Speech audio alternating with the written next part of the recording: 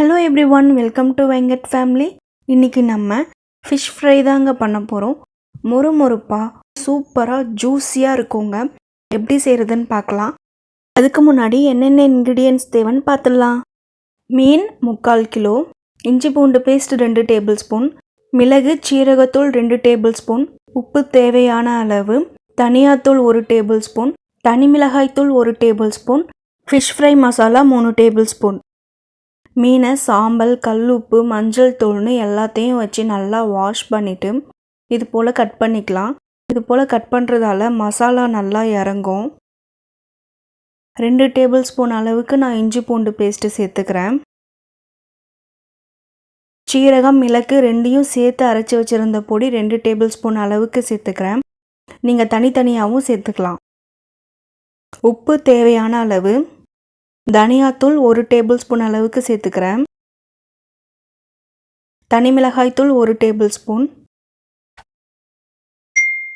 Fish fry masala 3 table spoon அளவுக்கு சேர்த்துட்டு நல்லா மிக்ஸ் பண்ணிக்கலாம்.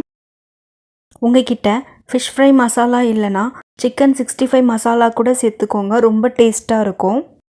இந்த மசாலா மீனோட எல்லா பக்கத்துலேயும் படுற மாதிரி மிக்ஸ் பண்ணிவிட்டு அரை மணி நேரம் ஊற வச்சிடலாம். இது அரை மணி நேரம் அப்படியே ஊறட்டும். அதுக்கு முன்னாடி நம்ம சேனலை சப்ஸ்கிரைப் பண்ணாதவங்க சப்ஸ்கிரைப் பண்ணிவிட்டு பக்கத்தில் இருக்க பெல் ஐக்கானை கிளிக் பண்ணி ஆளுன்றதை ப்ரெஸ் பண்ணிக்கோங்க. அரை மணி நேரத்துக்கு அப்புறம் மீனில் மசாலா எல்லாம் ஊறி இப்படி தான் இருக்கும். ஒரு கடாயில் கொஞ்சமாக ஆயில் சேர்த்து எல்லா மீனையும் ஒவ்வொன்றா பொரித்து எடுத்துக்கலாம். ஆயில் கொஞ்சமாகவே சேர்த்துக்கோங்க. அதிகமாக இருந்துச்சுன்னா மசாலா எல்லாம் ஆயிலில் தனியாக பிரிஞ்சு போயிடும். இது போல் ஒரு ஸ்பூனை வச்சு திருப்பி விட்டுக்கோங்க.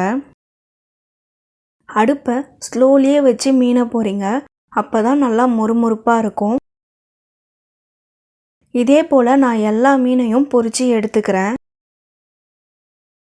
அவ்வளோதாங்க, மொறுமொறுப்பாக சூப்பராக ஃபிஷ் ஃப்ரை ரெடி ஆயிடுச்சு. எந்த மீன் வாங்கினாலுமே இதே போல் செய்து பாருங்கள், ரொம்ப டேஸ்ட்டாக இருக்கும்.